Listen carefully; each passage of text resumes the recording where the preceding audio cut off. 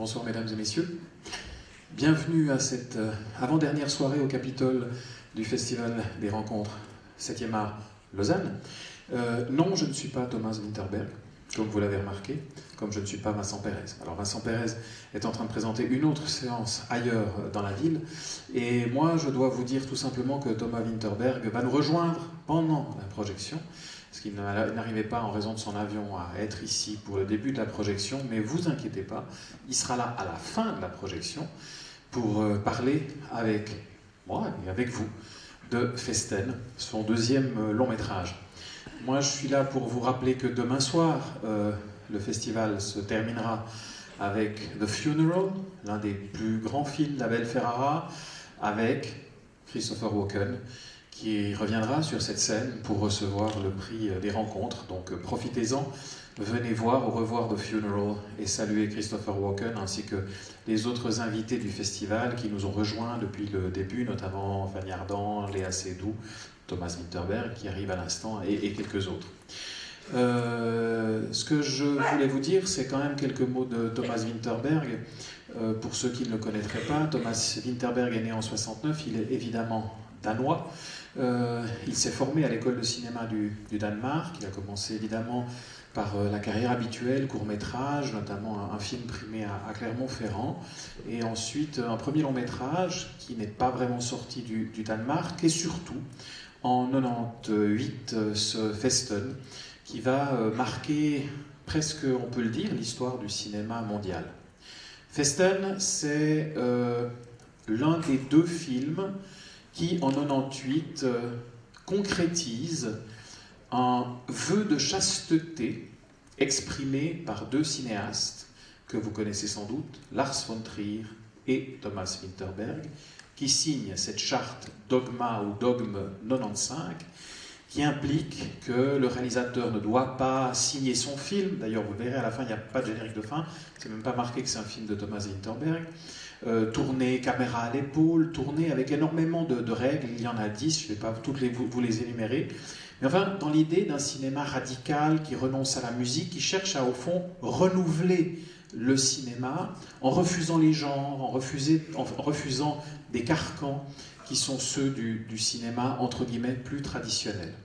Vous avez peut-être entendu parler du Dogme. Le Dogme a fait beaucoup parler de lui à l'époque, notamment à Cannes en 98 où ses films Les Idiots et celui-ci ont été présentés.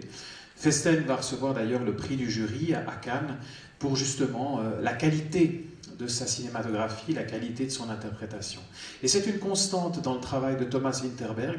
C'est un travail extraordinaire sur les acteurs, je pense qu'on va en parler tout à l'heure, et c'est pas un hasard d'ailleurs si Mads Mikkelsen, le grand comédien danois, a reçu un prix d'interprétation à Cannes grâce à l'un des derniers films réalisés par Thomas Winterberg, La Chasse, Jagten, ou encore Trine Dyrholm, une autre immense actrice danoise, avait remporté le prix L'Ours d'Argent pour La Communauté, avant-dernier film de Thomas Winterberg qui avait été présenté donc, au Festival de Berlin.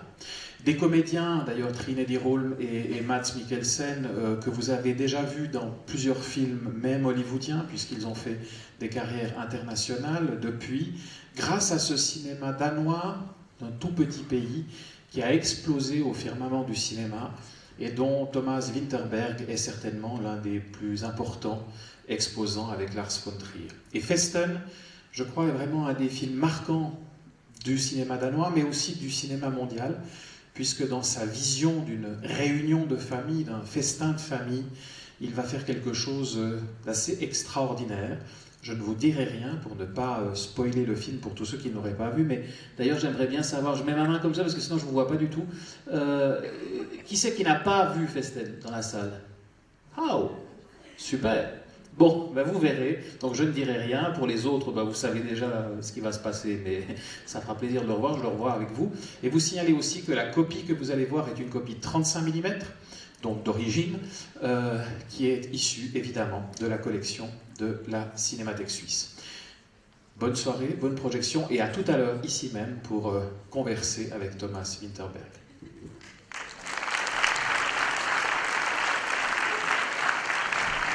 Le voilà. here again. Welcome, sorry. We have a small delay.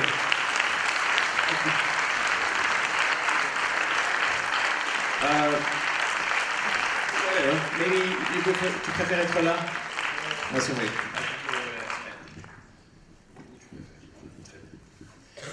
All right. So I will make the question in French and she will translate for you to the questions. Donc, je vais commencer par une question extrêmement simple, évidente. Festen est le deuxième film, comme je l'ai dit avant, qu'il réalise, ce deuxième long métrage, on va dire, qu'il réalise après un téléfilm aussi. Et comment le film est né et comment le film, évidemment, s'insère dans ce que j'essayais de raconter tout au début et qu'on va forcément évoquer par rapport à ce film, par rapport au dogme, par rapport à Dogma 95, puisqu'on a bien vu le certificat tout au début, que le film est estampillé et qu'il a le numéro 1 du dogme. Mais comment en fait l'envie de faire ce film est née, comment l'histoire est née, puisque c'est votre histoire au départ, enfin c'est une idée à vous, avant l'élaboration du scénario. Well, long ago. This story comes. Good evening, everybody. This story belongs from a radio show. A young gentleman went into the radio and told a story similar to this one. And I was told via friends about this story, and I felt encouraged immediately to make this movie. My producers said, wait a second, we like this story, but could the speech be about something else? And I said, no, this is the whole point. This is what we do. Do you want to translate?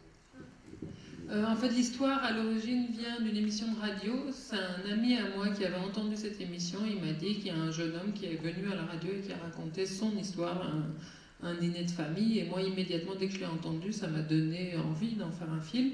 Je suis allée voir mon producteur, je lui ai présenté le sujet et il m'a dit « Oui, très bien, mais il faudrait que le discours porte sur autre chose. » Et j'ai dit « Mais non, justement, tout l'intérêt, c'est le discours. »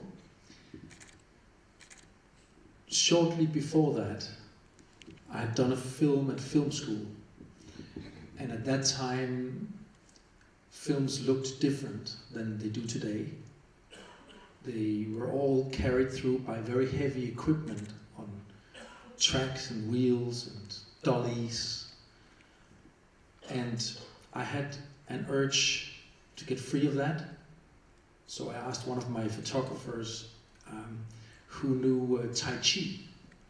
And since he was very good at Tai Chi, I thought maybe you can hold the camera in your hand. But don't tell the teachers, because we weren't allowed to do this. So without telling the teachers, we went out and shot a film at film school, which was handheld. Do you want to translate? Et il se trouve que juste avant, j'avais fait un film qui était mon film d'école. Et ce film-là, ce qu'il faut dire, c'est qu'à l'époque, le cinéma, c'était tout autre chose. C'était lourd. Tout ce qu'on faisait était lourd. Pour faire un film, il fallait des rails, il fallait des travelling, il fallait tout un attirail qui était extrêmement pesant. Et moi, je n'avais pas envie de ça. J'avais envie de m'en libérer. Et j'avais un chef opérateur, un cadreur ami, qui était très bon au tai chi. Et j'ai dit, comme tu sais faire du tai chi, peut-être que tu arriveras à porter une caméra. Mais surtout, ne dis rien à personne, on n'en parle pas aux profs. Mais c'est comme ça qu'on a tourné notre premier film, caméra à l'épaule, à la main. We shot this film, handheld, and this other Danish director called Lars von Trier saw this movie. And at the same time, he was juggling with the same thought of doing something handheld. And we ran into each other on a staircase. And he said, should we make this club together? I said, yeah. And he said, okay. And then we sat down and we discussed and we said, what do we normally do when we make a movie? What do we always do when we make a movie? We made a list, and we said, This time we prohibit all that. And it took about half an hour. Et il se trouve qu'on a fait donc ce film-là, caméra à la main, et qu'au même moment, dans le même pays, il y avait un certain Lars von Trier de son nom, qui avait les mêmes préoccupations. Lui aussi était en train de se dire que ça serait bien de faire un film avec une caméra à la main. Et par hasard, on s'est croisés dans une cage d'escalier, et en se croisant, il m'a dit « Tiens, et si on lançait un club ?» Et je me suis dit « Oui, pourquoi pas, on peut lancer un club », et on s'est assis ensemble. Et on s'est dit, qu'est-ce qu'on fait en général quand on veut faire un film? Qu'est-ce qu'on fait toujours quand on veut faire un film? Et bien on établit une liste. Ben là, on va établir une liste, mais cette liste, ça sera la liste de tout ce qu'on ne fera pas. Then he went to Paris and threw out some red notes to the audiences, telling the public world that we were trying to revolutionize filmmaking in all humbleness. And everyone in Denmark called me and said, "Are you trying to commit suicide? Are you trying to destroy your career? Stop this madness." But somehow we were very dedicated to this in a very playful way, a very creatively enlightened way, and in a very arrogant way, but it was very joyful. I often miss those days. Et puis il se trouve que lui est allé à Paris et qu'il a fait des discours où il s'est adressé au public en disant que nous allions en toute modestie révolutionner le cinéma. Et là j'ai reçu un certain nombre de coups de fil de gens qui m'ont dit « Mais tu es complètement fou, vous êtes en train de commettre un suicide artistique, tu vas détruire ta carrière ». Et je me suis dit que non, qu'il fallait finalement continuer. On a continué avec un esprit extrêmement ludique, avec une certaine légèreté, avec de l'arrogance certes, mais on a quand même pris beaucoup de joie à continuer ce mouvement-là. Et je dois dire que je me prends parfois à regretter cette époque. Avant qu'on revienne au film Festen et à son histoire, peut-être encore un petit mot sur cette époque-là, hein, qui a 10 ans maintenant, 20 ans, mon Dieu, ça fait 20 ans. Déjà, quand même que Festen et Idioten, les deux films présentés à Cannes en 98, ont vraiment déclenché c'était vraiment une bombe. C'est comme vous aviez posé une bombe en plein festival de Cannes. Tout le monde parlait, le monde entier parlait du dogme.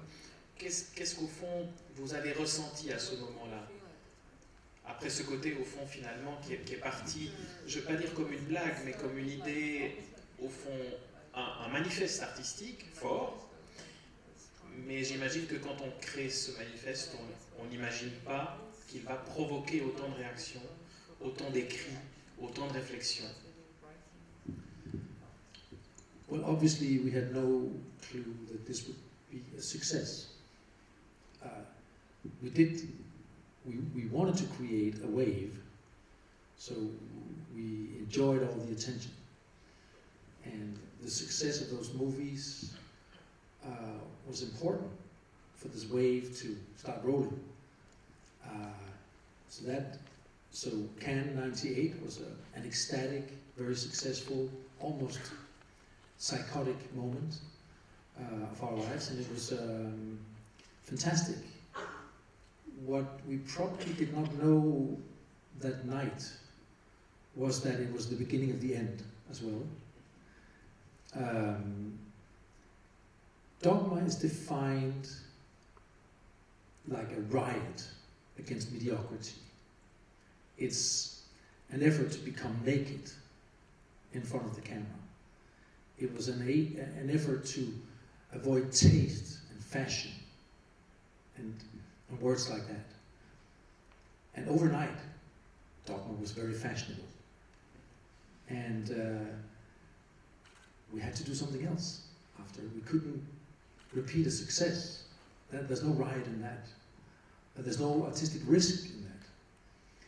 I think most of the energy of Dogma came from feeling that we did something neck-breaking, and we did it together. We jumped off the cliff, but we were holding hands.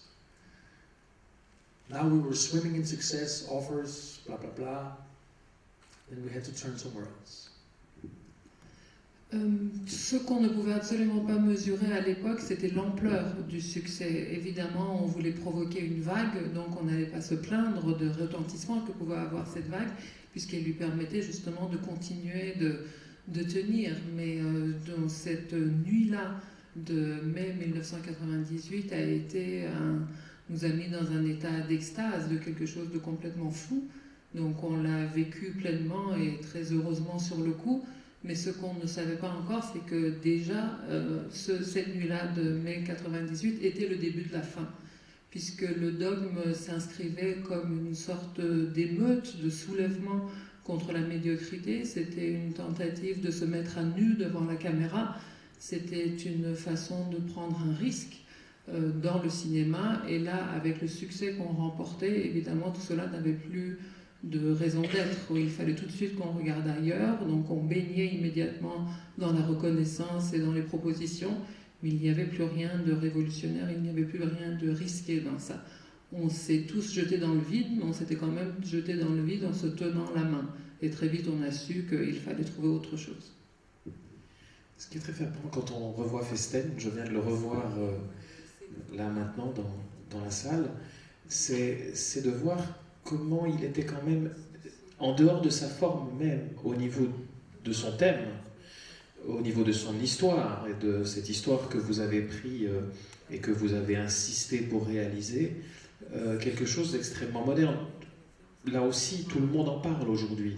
Les questions notamment de pédophilie, de rapports de famille. Quelque part, Festen est devenu en soi presque un modèle d'un type de récit qui après est revenu à la fois dans les médias et même au cinéma. Donc, en dehors de Dogma même, le film est presque une sorte d'icône au fond. Je ne sais pas comment vous le ressentez, mais en le revoyant, c'est impressionnant. Well, obviously, at the time of making this movie, no one had ever addressed this subject on the screen before. Which is why the reaction from my producer was natural. He said, it's a great script, but please let the speech be about AIDS or something. So, well, that's a different film, you know. So it was kind of a thing that people did not want to talk about. It was a taboo. The main character, the father of the film, who was a very nice guy, he's unfortunately no longer with us. He was like, Thomas, I don't know how to deal with this emotionally. I don't know how to navigate this. I can't even read an article about it in the newspaper. So in that sense, it was new. But that aside, I find this story very classical. There's the good people, and there's the bad people, and there's the antagonist, and there's the protagonist, and it's all super classic, and they even wear ties under chandeliers. So, except from how the camera is moving around, I consider this piece super classic. En effet, au moment où j'ai décidé de faire ce film, ce thème n'était absolument pas porté à l'écran, ça ne s'était jamais vu, et c'est précisément pour ça que mon producteur était si frileux. Dans quelque sorte, il avait raison. Il disait, c'est un très bon scénario, mais il faudrait que le discours porte sur autre chose, sur le sida par exemple, et je lui ai dit que ça ne serait pas le film que je voulais faire. Et si moi j'ai voulu traiter de ce thème, c'était en raison de ce sujet tabou, pour lever ce tabou-là.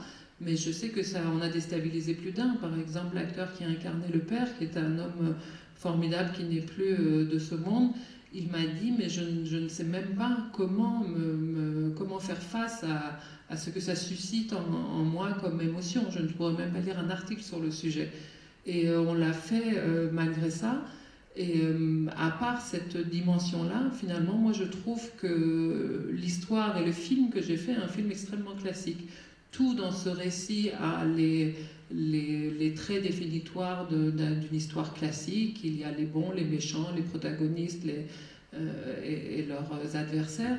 Et puis en plus, ils sont en costard-cravate sous des chandeliers. Donc il y a tout d'un film classique, si ce n'est les mouvements de caméra. Vous avez évoqué tout à l'heure l'acteur qui joue le rôle du père, et dans la présentation que j'ai faite du film, enfin ou plutôt de votre travail, de façon très brève avant la projection, j'ai évoqué le fait que par exemple, grâce à des films que vous avez réalisés, je pense à Jagden et à l'avant-dernier, Trinity Roa qui a gagné à Berlin, pas la commune, je m'excuse, ça me revient plus. Il y a, dans les deux cas, le film a permis aux acteurs de remporter un prix d'interprétation. Matt Mikkelsen d'un côté, excusez-moi mon danois, Trinity Roll de l'autre, qu'on a vu ici dans ce film aussi. Et une chose qui est évidemment très frappante quand on voit Festen déjà, c'est que le groupe d'acteurs que vous mettez en scène et avec lequel vous travaillez est extraordinaire. On dit toujours que faire des films avec des dizaines de personnes autour d'une table, c'est suicidaire. Il y a un travail de l'acteur qui est extraordinaire et qui a aussi marqué, d'ailleurs, on en a beaucoup parlé, de la qualité des acteurs danois. Comment vous avez travaillé le projet, le film avec eux? Well, first of all, my whole childhood was defined by mad people sitting around a table, growing up in a community like in the film community. So for me, it's a home base. That's the situation I like the most. Even in the film I did, The Hunt, La Chasse, there's a short scene around a table, and that's definitely my favorite scene. I work with the actors through a technique of preparation, a lot of preparation, meaning that as soon as possible in the process of writing, I hire them. So I can write for them, so I can write the script for them, and in a certain interaction with them. And I have meetings with them, and we discuss the character, we even fight about it, and I rewrite and I challenge them, or I write something that I know that they're very good at, so already from the process of making the script, I'm interacting with them as much as possible. Some of them have become movie stars, they've got agents, so it's become difficult because now they want a script and blah, blah, blah.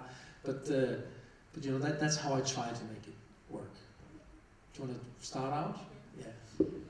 Il faut d'abord dire qu'une bande de tarés assis autour d'une table, c'est toute ma vie, toute mon existence que je raconte dans mon film La Communauté, mais même dans une brève scène dans La Chasse, c'est vraiment inspiré de ma propre vie. J'adore ça et je peux m'empêcher de mettre ça dans tous mes films. À part ça, le travail avec les acteurs, en fait, le but du jeu pour moi, c'est d'arriver aussi tôt que possible, en amont même de l'écriture, d'engager déjà les acteurs pour les avoir, pour écrire pour eux et pour écrire avec eux, en les faisant interagir, en fait, avec moi, en les rencontrant, en discutant avec eux, en m'engueulant avec eux parfois, en leur lançant des défis, en leur écrivant des choses dont je sais qu'ils savent bien le faire. Donc plus ils entrent tôt dans ce processus d'écriture et de création, et plus c'est à l'avantage du film, même si maintenant il y en a qui sont devenus des stars et donc ils ont des agents et ils veulent voir le scénario, donc ça complique un peu toute l'histoire, mais en tout cas ma démarche c'est celle-ci. Then after that I have this period of rehearsals. I always do rehearsals. In those rehearsals we're improvising, we're trying to find the soil that these characters grow up from. That will get very technical to get into, but I guess if I should boil it down to something very basic, I guess we're looking for the four corners of the character, like what they show to the world, and what they hide from the world, and where they come from and where they're going, basically, so that we can navigate, so that they can get acquainted with us. We also sometimes work on what they're not good at and what they're good at. You know, maybe a character finds it very interesting that he's good at ping pong because it gives something to great walking. You know, So we're trying to make as much preparation as possible through hard work, so that when the camera flicks on, they can let go of it, and they can rest assured. It's like when you have to do a speech, apropos. The better you know your speech, the more you can let go of it. So it's a lot of hard work before we start shooting, and then it's a lot of playfulness when we shoot. I guess that's how it's done. Et après, il y a toute la phase de répétition qui est fondamentale pour moi. Pour moi, c'est vraiment toujours très important de répéter. Après, si je veux rentrer dans le détail de la façon dont on travaille, c'est quelque chose d'un peu technique, mais en substance, ce que je peux dire, c'est qu'on essaye d'atteindre avec chaque acteur les 4 coins du personnage. Les 4 coins, c'est ce que le personnage veut donner à voir de lui-même. L'autre coin, c'est ce qu'il cache, qu'il ne veut pas que les autres voient de lui. C'est ce vers quoi il tend, là où il va et d'où il vient. Et une fois qu'on a ces 2 axes, en fait, on peut encore développer d'autres choses, comme par exemple, quels sont ses points forts. Un jour, un acteur vous dira qu'il verrait bien son acteur être très fort en ping-pong, parce que ça donne quelque chose dans sa démarche, dans la dynamique de personnage. Et comme ça, on développe, on recherche, on explore, et plus on fait de façon approfondie, on arrive à décrire le terrain sur lequel se s'ancre ce personnage, et plus ça nous permet après de nous en libérer. C'est comme un discours, on le voit dans le film, un discours, plus vous l'avez potassé, plus vous êtes bon, vous maîtrisez votre sujet, et plus après vous pouvez vous en libérer. Et nous, donc, c'est dans cette tension-là, on travaille très dur pendant la phase de répétition pour pouvoir ne plus garder que le plaisir du jeu une fois que la caméra tourne. I'm very demanding with them. It's a lot of work to make a movie. It's a lot of money. It's months and months of preparation, writing, agreements back and forth. It's so much hard work. And if I'm lucky, I've got 10, 20 films left in my life, okay? So I really want something good for them. They have to deliver. But also, it's about the fact that the only reason I do this is to create moments, situations, characters that stays with us, that we bring, that we can talk about after. This speech, this moment, but whatever. And that takes a lot of work. And I take that very serious. And that's why I bring these actors through this dreadful long preparation period, if possible. Et je dois reconnaître que je suis très exigeant avec eux. J'attends beaucoup d'eux parce que j'ai une conscience très aiguë de ce que coûte un film. Un film coûte très cher, il coûte beaucoup d'argent, il coûte beaucoup de travail de préparation, beaucoup de tractation, d'aller-retour. Et une fois qu'on traverse tout ça, et moi je sais que dans ma vie, j'aurai peut-être encore l'occasion de le faire 10 fois, 20 fois. Donc l'enjeu est énorme pour moi.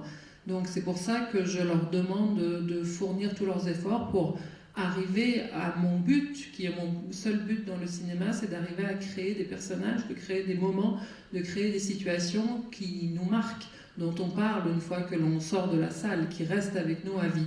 Donc c'est quelque chose qui, pour moi, est tellement difficile et précieux à atteindre que je leur fais traverser, quand je le peux, tout ce long et dur processus de préparation. If a film doesn't stay with you, if it doesn't become part of your memory and therefore part of our collective memory, it's not worth the trouble. That's why we have to work hard. Si un film ne nous accompagne pas, s'il ne reste pas dans nos mémoires à chacun et donc dans notre mémoire collective, ça vaut vraiment pas la peine de le faire. Non. Juste, on a quelques instants pour poser encore une ou deux questions. Si quelqu'un souhaite en poser une, levez la main, je vais vous voir, même si on est un peu oublié. Ici devant, attendez le micro juste parce que... Ici, là, devant, madame. Ici, s'il vous plaît, le micro, est-ce qu'on peut l'amener, s'il vous plaît? Ici, madame. Devant, merci. Parce que comme ça, tout le monde nous entend. Bonjour, merci beaucoup pour ce film, parce que c'est vraiment un film qui m'a marqué et qui reste un exemple pour moi aujourd'hui. Ma question, c'est au-delà de l'histoire qui est assez incroyable, je trouve que la caméra et le son sont particulièrement agressifs et participent aux sentiments qu'on ressent, et donc ils font que le film est très réussi. Je voudrais savoir à quel point c'est écrit dans le scénario et à quel point c'est pensé avant le film, ou alors au contraire, est-ce que c'est improvisé sur le moment?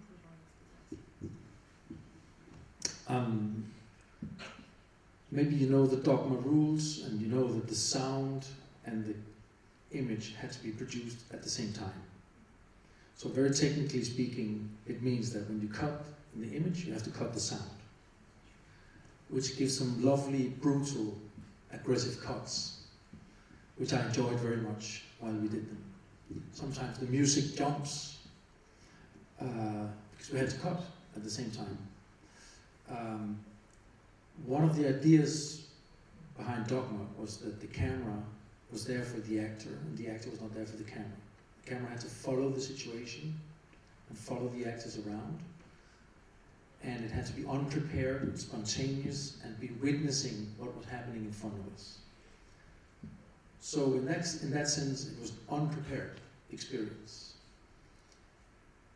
The aggressiveness of the camera comes from the cameraman being super absorbent of the very aggressive situation, the very aggressive undercurrent of the situation, and from the choice of a very, very small, size of my hand, flip screen camera, which was all over the place, because we got very excited. So I guess it all came as an impulse and as a flow and as a dance between me and the cameraman and the actors. I don't know if that answers the question. En fait, je ne sais pas si vous connaissez les règles du dogme, mais en l'occurrence pour la caméra et le son, ce que ça dit, c'est que le son et l'image s'arrêtent net au même moment. Quand la caméra, quand on coupe un plan, on coupe aussi le son, et le son ne peut pas aller au-delà, ce qui donne parfois des à-coups pour la musique, mais ce qui était très intéressant pour nous, c'était vraiment en soi assez jouissif de respecter cette règle-là, et la logique de ça, c'est que c'est la caméra qui est au service de l'acteur et pas l'inverse. Donc la caméra ne fait rien d'autre qu'attraper, que capter ce que l'acteur est en train d'offrir, et donc il n'y a aucune préparation. On se lance dans le plan sans préparer, et c'est ce qui donne cet effet d'agressivité aussi que vous avez perçu, c'est que de façon extrêmement brute et spontanée et directe, on capte ce que le moment a à nous offrir. Et on le faisait du point de vue technique grâce à une caméra qui n'était pas plus grande que ma main et qui tournait dans tous les sens parce qu'on était tous très, très exaltés et excités par ce qui se produisait sous nos yeux. Donc c'était une sorte de danse entre les acteurs, le chef opérateur et moi-même. The aggressiveness of this movie came all the way from the beginning of writing the script. I remember bashing my hand into the type, into the computer, because it was written through aggression. It's a story about injustice and violation and breach of your person. So it created instantly a lot of anger while writing this. And this anger and aggression was an undercurrent of this movie, I guess, throughout shooting it as well. Et tout cet aspect impulsif et agressif que l'on ressent, elle était au cœur de l'histoire. Elle était là dès le stade de la conception et de l'écriture. Je me revois encore quand je tapais le texte, je trouais presque les touches de mon clavier parce que c'est l'histoire d'une violation, c'est l'histoire d'une intimité forcée, c'est l'histoire d'une violence. Donc c'était tout à fait normal qu'il y ait quelque chose de sous-jacent à l'histoire qui soit là dès l'écriture, mais qui accompagne aussi toutes les phases du développement, y compris le tournage. I wrote this in my old kitchen, where I used to live, and I had this table which every time you touch it, it would go goof on the floor, goof, goof, goof, goof. And I remember these goof, goof, goof, goof, goof, goof from right in there. There was a lot of hammering, and I had some complaints from downstairs because I was bashing, this story all night. But yeah. Et puis ce fameux ordinateur était placé dans mon ancienne cuisine sur une table qui était un peu bancale et qui bougeait à chaque fois qu'on la touchait. Donc au fur et à mesure que je tapais, le voisin d'en dessous aussi recevait les coups des touches du clavier qui se répercutaient par la table. Et donc voilà, le son m'est resté encore aujourd'hui. Une dernière question de l'autre côté. Est-ce que quelqu'un veut... Voilà, ici au milieu. Merci de lui tendre le micro. C'est gentil. Yes. I want to ask about the theme of pedophilia because you wound up talking about it again in Yachten The Hunt, and where he decided to make kind of an antithesis. And I was wondering why this subject, or maybe this topic, felt maybe is it personal enough, or maybe it's important enough to talk about it on two movies with two different perspectives. Well, first of all, let me emphasize, I never slept with my own father. I have a loving, caring father, and I actually had a brilliant childhood in a commune, which I enjoyed very much. But I was stunned by this story. I was amazed by the courage of this person who had stood up in front of this society of people. And then also it gave me an opportunity to make a movie in one house around a table, which is kind of something that defined my own childhood growing up in a hippie commune. Now, Jagten, The Hunt, La Chasse, was some years later.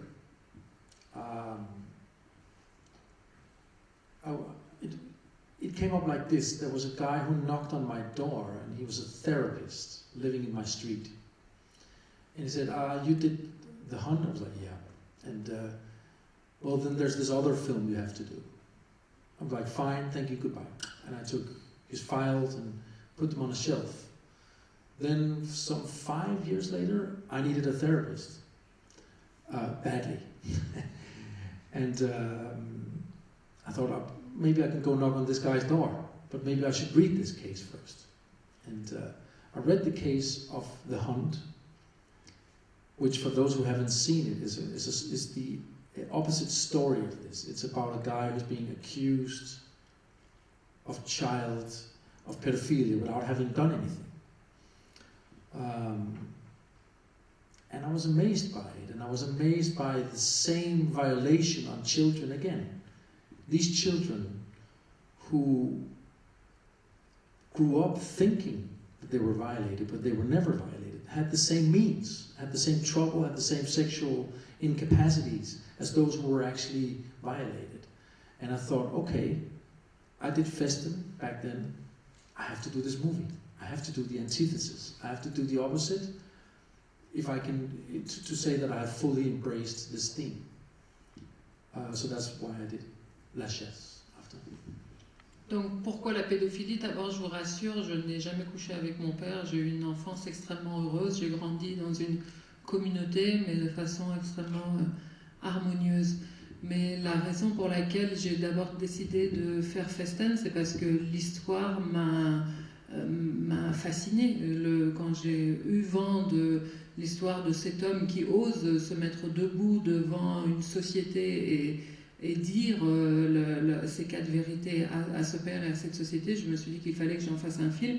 Et surtout l'opportunité de faire un film autour d'une table dans une maison, c'était ce qui renvoyait à ma propre expérience d'enfant ayant grandi dans une communauté. Donc à ce titre-là, je m'y reconnaissais. Donc j'ai fait ce film-là, et après, pourquoi j'ai fait La Chasse, l'histoire est tout autre, c'est que un jour on a frappé à ma porte et j'ai ouvert, et c'était un psy qui habitait dans ma rue, qui est venu me voir en me disant, bon, puisque vous avez fait Festen, vous avez d'autres histoires de ce type à traiter. Et il m'a tendu des dossiers, et j'ai dit, bon, d'accord, merci, j'ai fermé la porte et j'ai rangé ces dossiers. Et puis les années ont passé, peut-être 5 ans, et un jour, il se trouve que moi-même, j'avais grandement besoin de voir un psy. Je me suis dit, pourquoi je n'aurais pas voir celui qui habite dans ma rue, mais quand même, avant d'aller le voir, il faut que par courtoisie, je lise ce qu'il a déposé là. Et j'ai commencé à lire, et je suis tombée sur l'histoire qui m'a inspiré La Chasse, et c'est l'histoire de ce type-là qui est complètement à l'inverse de ce qui était au cœur de Festen, c'est-à-dire que c'est un type qu'on accuse d'avoir abusé d'enfants alors que ce n'est pas vrai. Et là aussi, j'ai été extrêmement frappée de voir que les enfants qui croyaient avoir subi ces mêmes violences, ces mêmes viols, finalement souffraient des mêmes troubles, des mêmes symptômes, des mêmes blocages sexuels que les enfants qui les avaient effectivement subis. Et ça ne pouvait pas me laisser indifférent. Je me suis dit, il faut que j'explore cet autre versant, que je fasse cette antithèse. Si je veux avoir vraiment abordé le thème, il me manque ce deuxième volet, et c'est comme ça que j'ai fait La Chasse. On vous écouterait encore pendant des heures, c'est passionnant, mais là le temps passe et Thomas Vinterberg a quelques autres obligations, mais je vous rappelle que demain à 17h à l'Écale, vous pouvez le retrouver pour une masterclass encore plus longue pour continuer à converser avec lui. So thank you very much for joining us in the Capitol and see you around those days. Thank you for coming in Switzerland.